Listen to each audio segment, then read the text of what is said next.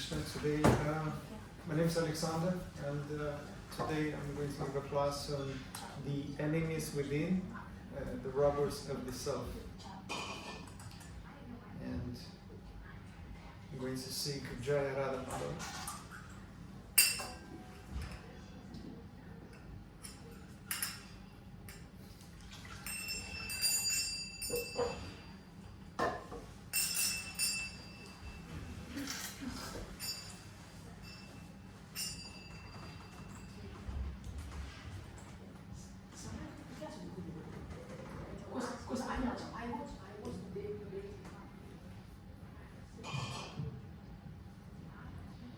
Jaya Radha Madhava Kunja Bihari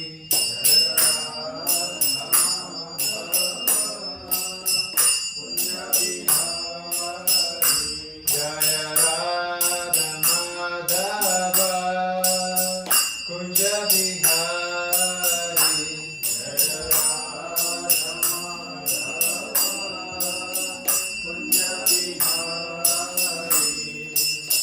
Vijana Vallabha Givaradhari Vijana Vallabha Givaradhari Yashoda Nandana Braja Jana Ranjana Yashoda Nandana Braja Jana Ranjana Yashoda Nandana Braja Jana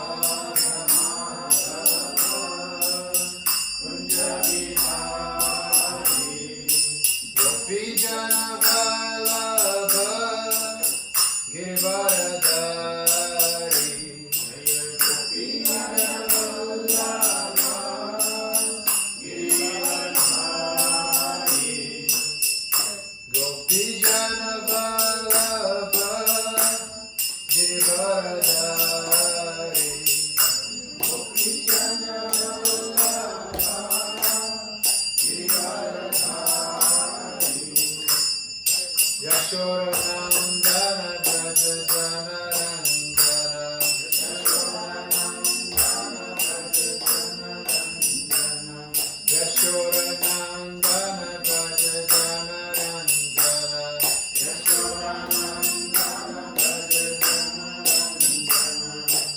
Yamuna Tira Vanachari Yamuna Tira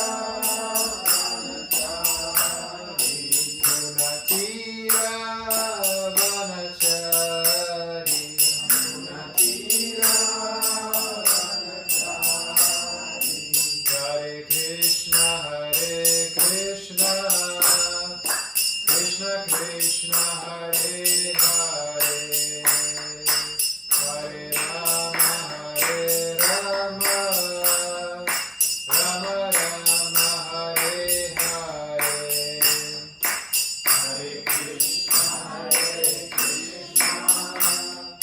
Krishna Krishna Hare Hare Hare Rama Hare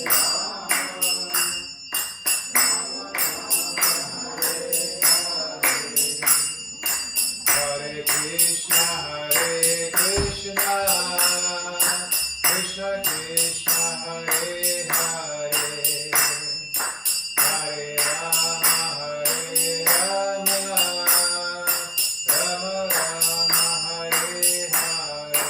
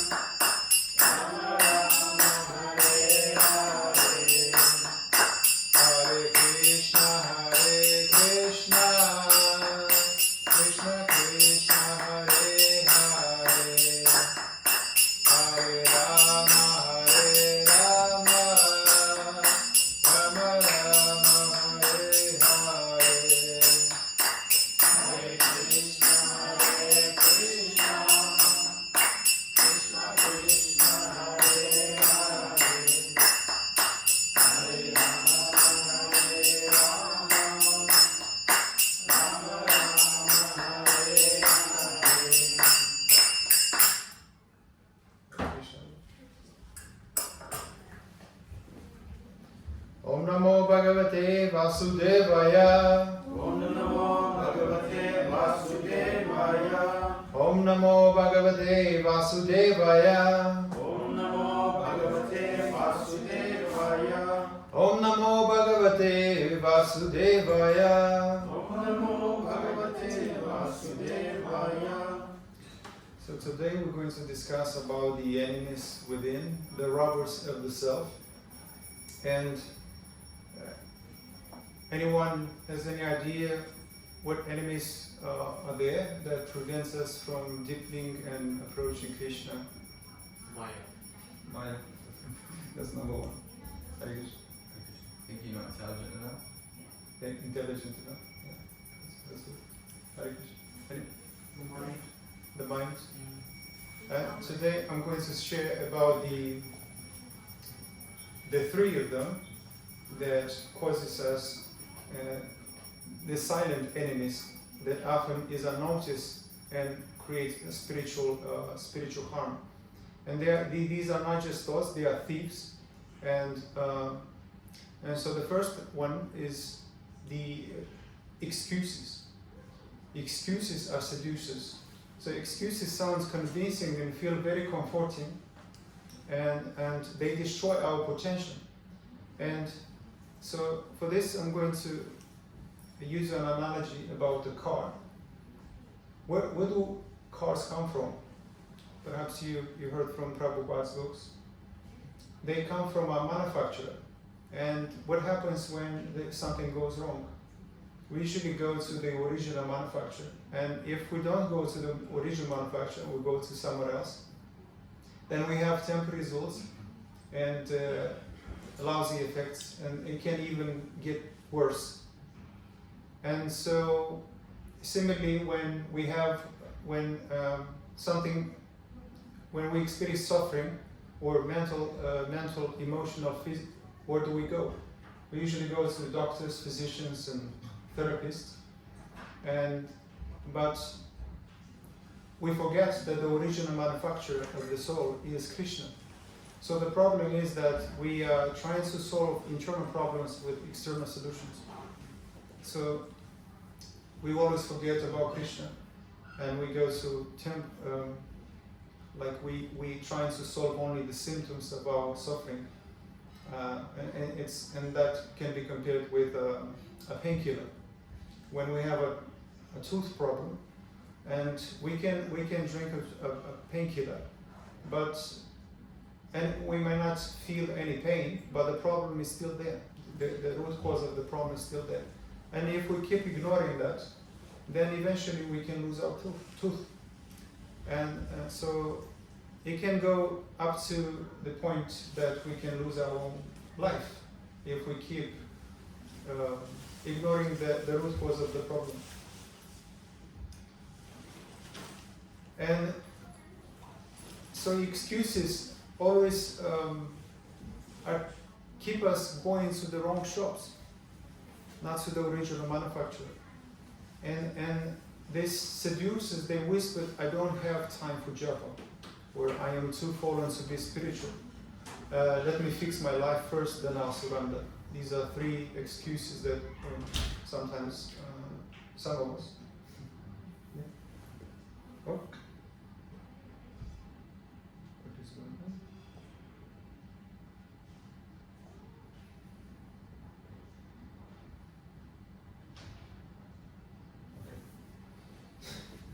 Thank you. Hare Krishna. And so, but Krishna is the manufacturer. He has the manual for how to get out entangled from this material world. Just like any product comes with a user manual, and it teaches you how to take care of the product. And if you follow the instructions, essentially it can last longer. And so Bhagavad Gita is also a user manual how to approach Krishna, how to love Krishna. And if we follow those instructions, then we can become liberated and achieve ultimate goal, which is prema, pure prema. And so the second enemy are fears. Fears are liars. Fear whisper, you can't do it. But Krishna says, I can help you. So what lies truly wants? Lies wants to deceive, they want to cheat, they want to seduce, they want to bewilder. They're not really helping you. But the truth, the only thing that truth wants is to come on the surface. It just wants to show up. So the truth only wants one thing, to reveal its truth. And the truth wants love, the truth wants connection. So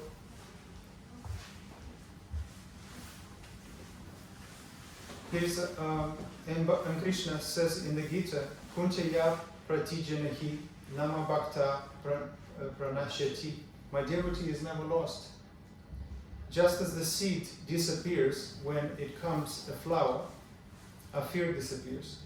So when we understand that Krishna is the root of everything, when we put, for example, if you put a seed in the ground and you don't see it's there, and then it manifests as a flower. But if you try to search for the seed, it's no longer there. But the flower proves that the seed was there. And similarly with fragrance, if we try to smell the earth, it doesn't smell anything. But through the flower, we can smell the fragrance. So Krishna, in the same way, just like the flower emanates from the seed, this material world emanates from Krishna. Even though he's invisible, everything comes from him. So, but obviously, someone created a seed. So we can't try to create a seed. So Krishna is the creator of everything. So we shouldn't believe in the lies of fear. We should believe instead in truth of Krishna's love And the third enemies are doubts, are thieves. Doubts steal our enthusiasm and to surrender and our bhakti. I'm sure everybody experiences doubt sometimes. And they whisper, is Krishna really real? Or is Shanti really working? Because we want instant results, we're accustomed to have everything ready. You know, some people order their food in the house or buy fast food, junk food, instead of and this way kind of loosen up the discipline. We don't try to prepare ourselves, and this way we start to doubt our own abilities. And so maybe I'm not, and one of them is maybe I'm not meant for this body.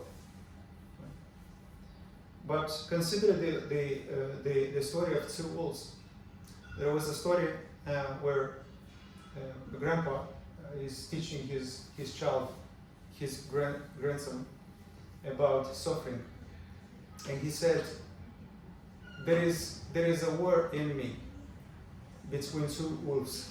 One is bad, one is jealous, envious, disappointed, ruthless. But the other one is loving, is compassionate, is empathetic.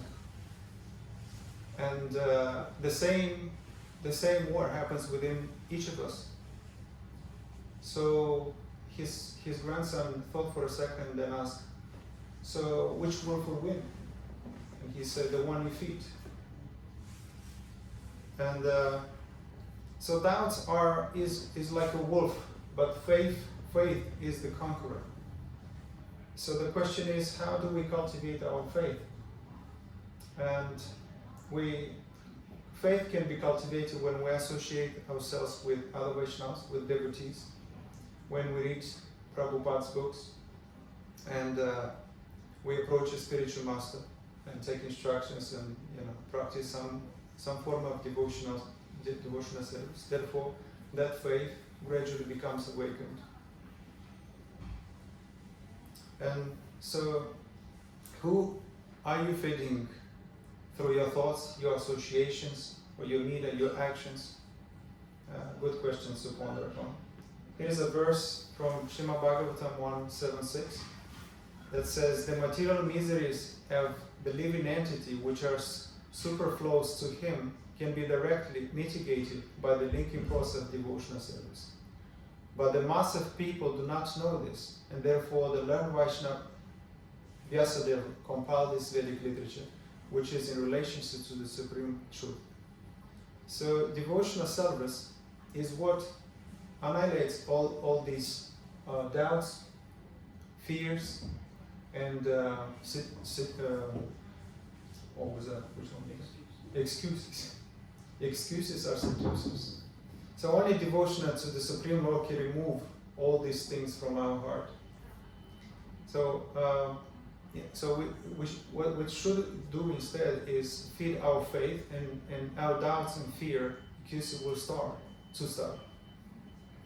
Or we can also use our faith, because there is a law that's called the law of use. Whatever we don't use, we lose. So that means that the same goes with human virtues. If we don't use our feelings, they diminishes. If we don't lose our faith, it decreases. If we don't lose our memory, it declines. And so therefore, if you don't use today, then what? You lose. And so we should always use whatever we have. Otherwise, just like energy, if energy is not used, it's useless. Or knowledge, if we don't use the knowledge, then we forget. So whatever we don't use, we lose. So, and the solution is to come the original manufacture, not to go to cheat ourselves and go to false gurus and so-called life coaches. And they cannot solve the root cause of our our problems. They can only give us a temporary solutions that gives us a temporary results. So, to summarize this, excuses seduce, fears lies, doubts steal, but Krishna heals. He's the cause of all causes. So just the flowers prove his invisible seed. This creation is proof that the invisible God. The creation itself is proof that there is something. So, for example, a tree, how can you recognize there is life in it? Because it expands. When life is in matter, the matter expands. So we can see this when, our children, they grow because there is life in it. But when life leaves the material body, it stops growing. It's not expanding. So in the same way, this universe, especially this planet, when Krishna injects life into it, it expands and gradually develops and gets to its shape.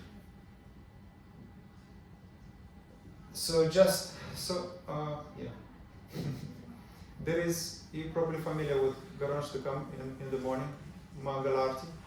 I'd like to say the translation of the first prayer, which says, the spiritual master is receiving benediction from the ocean of mercy.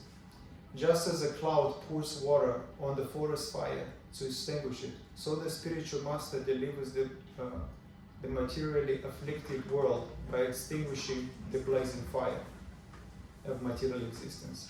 I offer my respect or obeisance unto the lotus feet of such spiritual master, who is the ocean of auspicious qualities.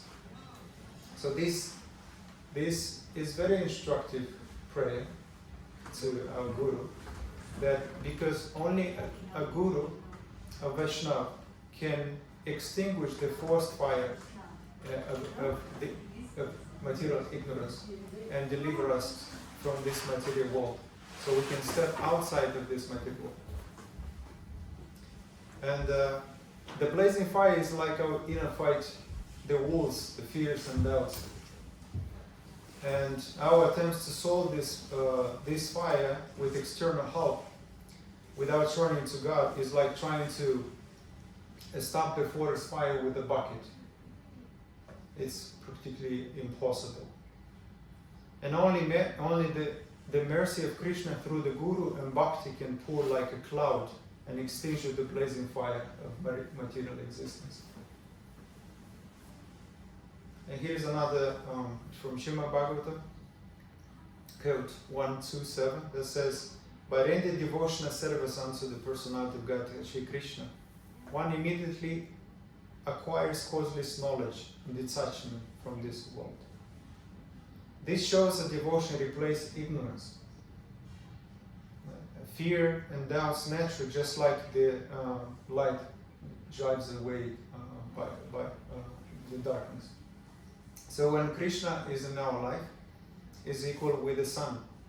When we facing the sun, then our path becomes very clear, and without difficulty we fearlessly can walk. But when we face away the sun, then we see our shadow and we walk in darkness. And what happens when we walk in darkness? We are overwhelmed with fears and doubts and anxiety. But as soon as we turn back, then we become fearless. And whatever is sun, darkness can no longer exist. As another one, so we should stop treating symptoms only and go to the root. And so treating symptoms instead of going to the manufacturer of the body, we lose repeatedly until we inquire into a real solution. So in Srimad Bhagavatam 2:26 it says, thus being fixed one must render service unto the super soul situated in one's own heart by his omnipotency, because he is the Almighty Personality of Godhead, external and unlimited. He is the unlimited goal of life, and by worshipping him, one can end the cause of the conditioned state of existence. So this is the ultimate solution when we surrender to Krishna, and therefore we can overcome our excuses, fears, and doubts.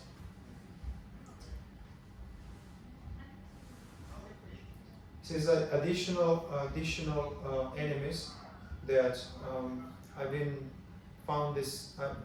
cultivating this along my journey for the last 10 years that helped me overcome depression, anxiety, and all sorts of unfavorable things. And usually we think of these things. For example, if you ask somebody, what do you really want? They will usually say what they don't want. It's because they've been practicing it for so long that they're so familiar with what they don't want that they're completely bewildered of what they want. And so, but what do we really want? So we need to replace what I don't want with what do I really, really want. The second one is when we focus on what I think that, again, what's going on with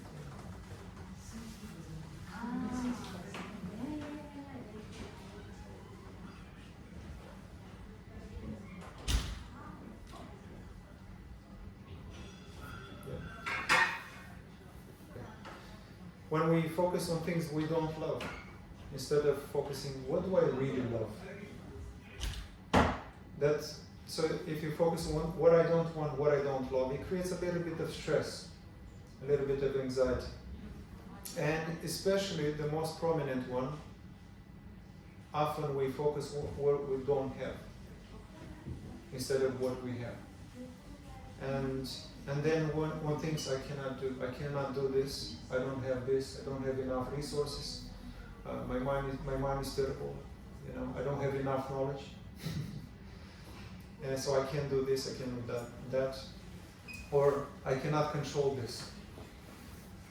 So when we focus too much what we don't have, we can't do, we can't control, we become stressful and depressed. And if there is a combination of these 3, 4, then we become isolated. This is one of my experiences. I was in the United States and I was struggling because I was undocumented.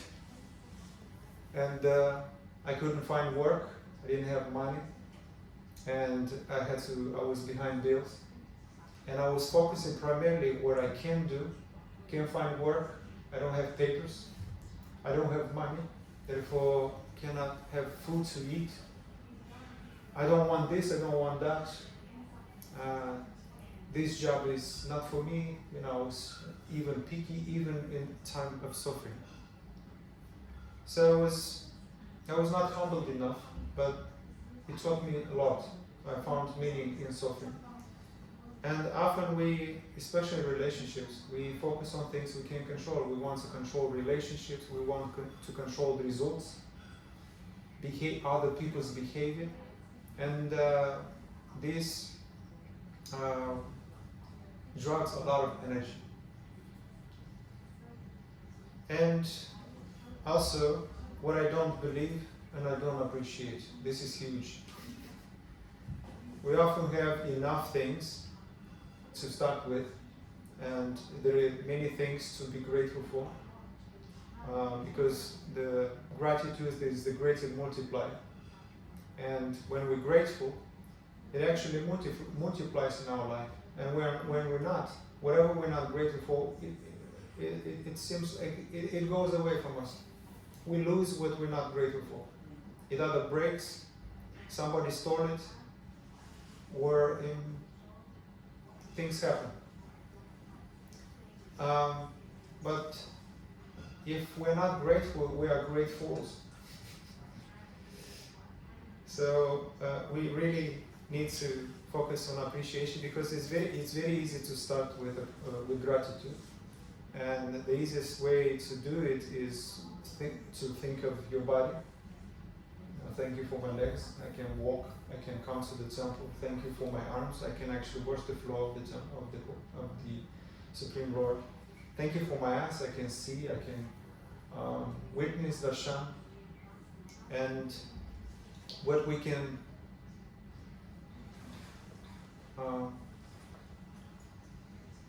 when we appreciate what we see, we start to attract different things in our life, better things in our life. So these are the 7 things that are very useful, and it's a conscious effort. You can actually ask question for the sake of kind of witness how people express themselves. So ask question, what do they want, what do they love? They will usually struggle to do this because the majority of people, they don't know their bodies, they don't know what they really want, because this material world pulls our attention in so many directions. There are so many options, right? And we don't know what to do. And ultimately, as we grow and mature, those options reduce, and we prioritize the main thing in life. But everybody comes to that page in their life at different stage, at different time in their life. So we are what we think. As a man thinking, he becomes. Anyone heard this saying? Yeah, as you think, so you become. Because thinking leads to feeling. Whatever we think, we feel. If you think bad, you feel bad. If you feel good, if you think good, you feel good. And good feelings leads to bad actions. If you feel bad, we don't feel like doing something. But if you feel good, we are more inclined to do something. And if you take better actions, then we get better results. If we don't take any actions, we get lousy results, right? And lousy result, what that leads to? It affects our mood, right? So, but better results leads to greater mood, and mood affects our faith. And when we have a strong faith, then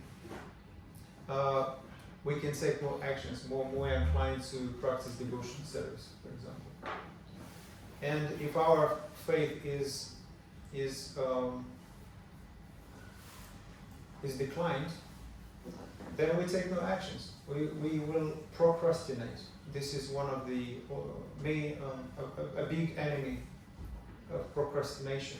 And procrastination usually happens when a person lacks interests. Right? But to become uninteresting, you have to become interested. So when you're interested, then you become interesting to Krishna. And in that way, you become very attractive. Because to become attractive, to attract, you must become attractive. Right? And so, but the word attraction, there is in the word attraction, there is action. Yeah? Did you notice? Action. So enough action equals attraction. You can attract beautiful things in your life. And the same thing with the word satisfaction. Right? There is an action in it. So that means that enough action produces satisfaction. And that action is devotional service. You engage in some form of service. And therefore, when we take enough actions, then we feel great. And when we feel great, our faith increases. And so doubts ceases to exist. These excuses and fears, they gradually disappear as we engage in devotional service. And here is still there. What we hear, we speak.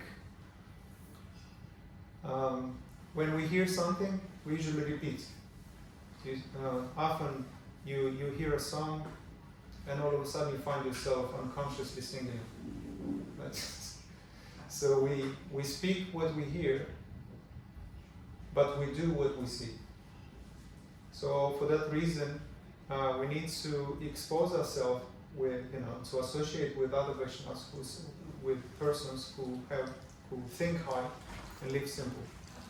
And so we are encouraged, just like a child. Children, since they don't understand language in the beginning, they only do what they see.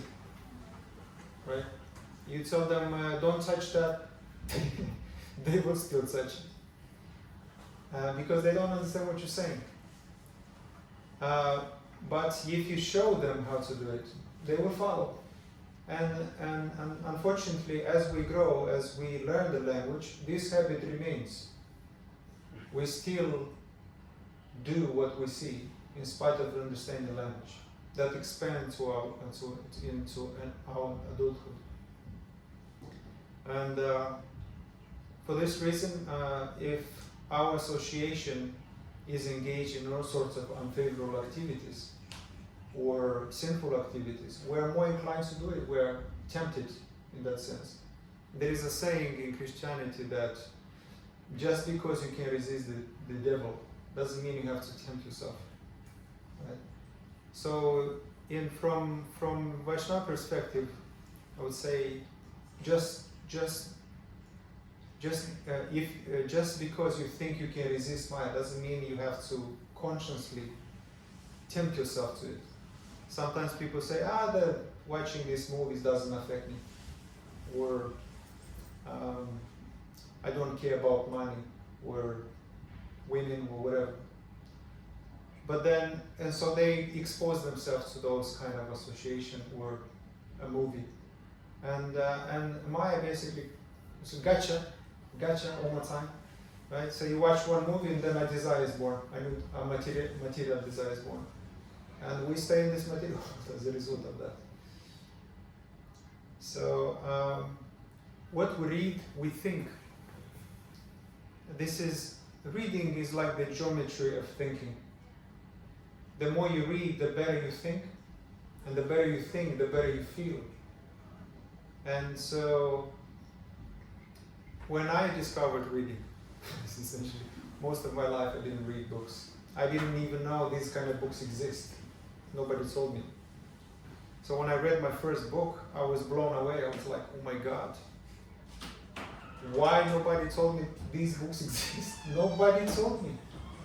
And the book that I read is insignificant to compare to these books. But that led me to ask myself a great question. Ask myself, if one book can change my life so much, what if I read 10 books? What if I read 100 books? That completely can change your life. So it's important to read at least 10 minutes a day, at least. I'm not sure, because not everybody's attracted to reading. If we read just 10 minutes a day, in 30 days that's 300 minutes. 300 minutes in 1 month, that's about 6 hours, 5-6 hours. In 5-6 hours you can actually read a book of 200 pages. And the statistics says that a reader, an average reader reads 4 books a year. And so if you read 1 book a month, you're triple ahead of everybody else. Which means obviously we need to be specific about books. To read Prabhupada's books favorable to devotion. And in this way, we can, when you think better, you feel better. When you feel better, feeling leads to actions, actions leads to results, results affect your behavior and your faith. And if you have lousy results, if you don't take any actions, when you have a bad mood, you will take less actions, and therefore you will have lousy results. And now it goes in cycles. So, this was it.